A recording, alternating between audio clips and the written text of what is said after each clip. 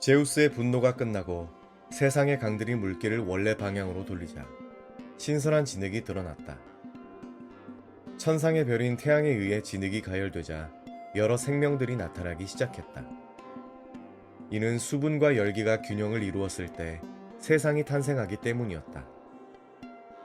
마침내 이 두 가지로부터 만물이 생겨났다. 그 중에는 옛날의 모습을 되찾은 것도 있고 완전히 새로운 형상을 이룬 것도 있었다. 되지도 모르는 사이 피톤이라는 거대한 공포가 생겨났는데 피톤은 들어본 적 없는 거대하고 사악한 뱀이었다. 피톤은 악행에 분노한 궁수신 아폴로는 뱀이 뙤리를 들고 있는 산중으로 향한다. 역시 피톤은 만만한 상대가 아니었는데 아폴론이 1000발의 화살을 다 쏘고 나서야 피톤은 독을 뿜으며 죽었다. 아폴로는 자신의 업적을 기리기 위해 신성한 게임을 만들었고 피톤의 이름을 따 피티아라고 명명했다. 피티아에서 우승한 사람은 아폴론이 주는 나뭇가지를 받았는데 당시에는 월계수가 없었기 때문에 아폴로는 나무 가지나 꺾어서 우승자를 기념해 주었다. 한편 본래 다른 신들보다 용맹하고 아름다웠던 아폴로는 원래부터 방자한 성격이었지만 피톤을 죽인 후 그의 오만함은 극에 달했다. 하루는 아폴론이 사랑의 신 에로스가 활을 쏘는 모습을 보고 비아냥거린 적이 있었다. 피톤을 무찌른 자신의 업적에 비해 남녀의 사랑을 부추기는 에로스의 활은 장난감처럼 보였기 때문이었다.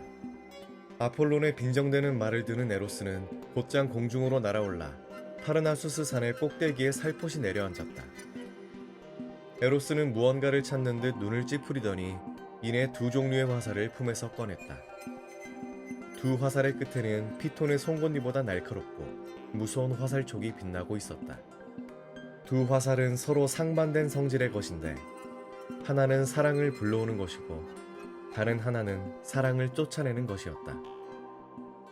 황금빛으로 날카로운 촉이 반짝거리는 화살은 사랑을 불러오지만 납으로 된 뭉툭한 촉의 화살은 사랑을 쫓아냈다. 에로스는 먼저 황금 화살을 아폴론에게 쏘았다. 화살이 아폴론의 뼈를 뚫고 골수에 닿자 그의 마음속에서 사랑이 샘솟았다.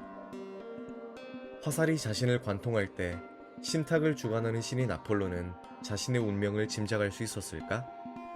그리고 에로스는 나머지 납화살을 강의 신 페네우스의 딸 다프네를 향해 힘껏 쏘았다. 다프네는 깊은 숲속을 배회하는 것을 즐기는 ним프였다.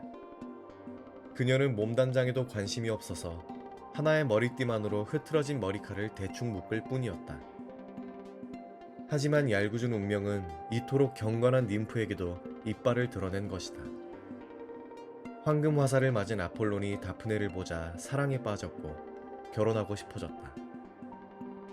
오만한 아폴론은 늘 그랬듯이 이번에도 자신이 원하는 것을 꼭 손에 넣고 싶었다.